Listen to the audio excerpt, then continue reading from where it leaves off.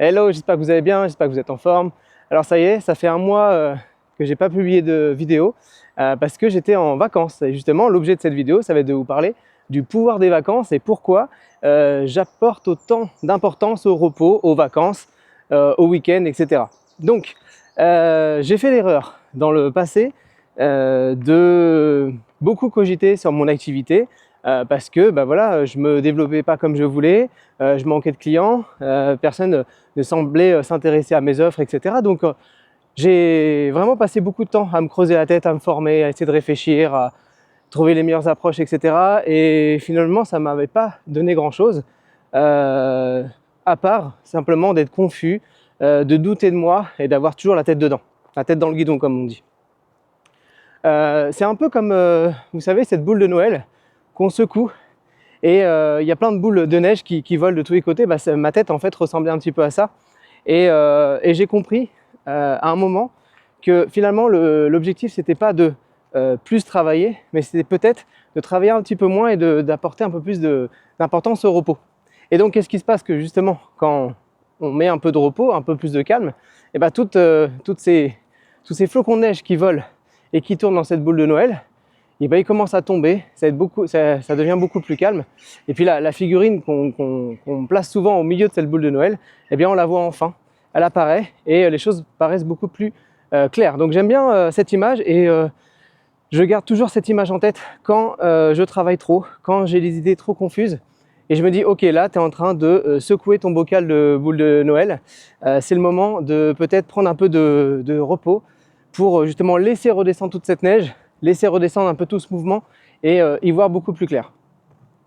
Alors, comment je fais au quotidien justement pour gérer ça et puis pour avoir mes meilleures idées. Alors, j'aime bien dire aussi, et c'est souvent une phrase qui revient souvent, c'est les meilleures idées arrivent sous la douche, et c'est bien connu. C'est souvent quand on pense à autre chose, quand on est dans un moment où on se détend un peu, que là nos meilleures idées arrivent.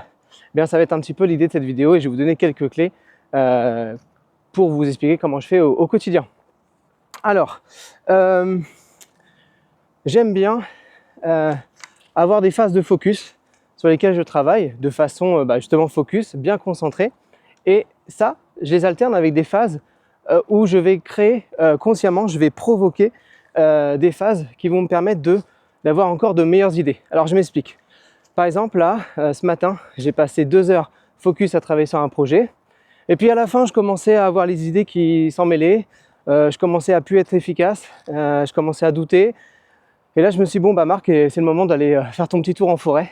Et donc, ce que je fais après 2 heures de travail en général, ou en fin de matinée, c'est faire un tour en forêt comme ça. Et ça me permet de vraiment de laisser poser les idées, de laisser redescendre, de penser à autre chose. Et là, les meilleures idées arrivent. Donc là, ce que je fais, en général, c'est que j'ai un petit carnet de notes avec moi, ou mon téléphone en mode dictaphone. Et là, les meilleures idées qui viennent compléter ma phase de travail que j'ai fait précédemment, et bien en fait, je viens les compléter avec mes notes. Et quand je reviens chez moi, ou quand je reviens sur mon travail, sur ce projet, en fait, j'ajoute les notes. Et là, généralement, j'ai de bien meilleures idées. Ça, c'est pour les phases de travail, on va dire, journalières. Maintenant, concernant les vacances, les vacances, c'est un peu des cycles. Par exemple, voilà, j'ai beaucoup travaillé toute l'année, donc le cycle de repos va être les vacances de juillet-août. Donc, ce qui se passe, c'est que généralement, après une période assez intense, comme la fin de l'année, une fin de saison sportive avec les personnes que j'accompagne toute l'année ou les solopreneurs, en fait, les vacances, ça marque un peu la fin d'un cycle. Et on sait très bien qu'il y a un nouveau cycle qui va reprendre à la rentrée en septembre. Donc en fait, c'est pour ça que je mets autant d'importance à partir en vacances et à laisser reposer.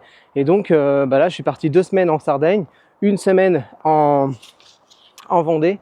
Et puis ensuite, j'ai repris 1 semaine tranquille à la maison. Donc 1 mois repos total. Et pendant cette phase-là, en fait, ça m'a vraiment permis de aussi récupérer. Parce que c'est dans cette phase-là que aussi on peut rebondir de façon beaucoup plus efficace, c'est comme le sport, c'est pas dans les phases d'effort qu'on construit du muscle ou qu'on construit des capacités athlétiques, c'est après la phase de repos que là on devient plus fort. Et en fait c'est un peu pareil avec l'entrepreneuriat, avec vos idées, avec vos projets, c'est on travaille sur un temps dédié, on travaille fort, on peut travailler dur par moment, c'est ok, à condition bien sûr d'avoir des phases de repos qui vous permettent ici de retrouver l'énergie et de bien meilleures idées. Voilà, donc je voulais vous montrer que c'était des cycles, c'était des phases logiques qu'il fallait respecter, et si vous les respectez, eh bien tout se passera au mieux pour vous. Voilà, c'est tout ce que je voulais vous dire. Donc à propos de mes résultats face à ces cycles et cette façon de faire, en fait je suis revenu de vacances hyper reboosté pour Smart Solopreneur. J'ai plein d'idées et plein d'énergie pour l'écriture de mon livre et l'accompagnement que je vais relancer en septembre. J'ai aussi plein de nouvelles idées pour faire en sorte que mon association Super 7 soit encore meilleure et délivre encore une meilleure expérience à mes adhérents, alors que ça fait pourtant ça fait maintenant 10 ans que j'ai cette activité. Donc en fait, on est sans cesse en progrès quand on est dans cette démarche-là. Si on court toujours à vouloir plus, il y a un moment on s'essouffle, on s'arrête et finalement on baisse les bras et on s'arrête. Alors qu'en fait, si on travaille par phases, des phases intelligentes, des phases focus et des phases de repos, pendant lesquelles justement on peut avoir la capacité de noter nos meilleures idées, parce que oui, je ne vous cache pas que quand j'étais en vacances, j'ai eu des très bonnes idées et au lieu d'attendre de rentrer, je les ai notées sur un bout de papier, mais je les ai laissées là au repos. Et là, en fait, je suis en train de tout reprendre, de tout restructurer pour les placer du mieux dans mon plan sur l'année. Voilà. Et donc la rentrée va démarrer en septembre. Je vais être ultra reposé, ultra productif et dynamisé. Je vais avoir beaucoup d'énergie. Je vais mettre beaucoup d'énergie dans cette rentrée parce que c'est très important.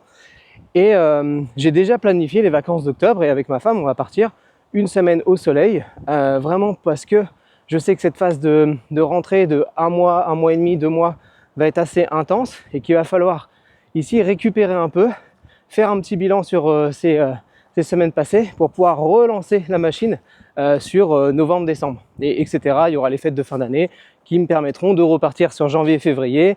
Février, il y aura le ski qui me permettra de repartir sur la suite, etc. Vous avez compris. Donc voilà, j'espère que cette vidéo vous a plu, j'espère que cette vidéo vous amènera à mettre beaucoup plus d'énergie aussi dans vos vacances, dans les moments, en tout cas d'intention, dans les moments où vous devez vous reposer. Voilà. Et je vous dis à la prochaine pour la prochaine vidéo. Allez, ciao!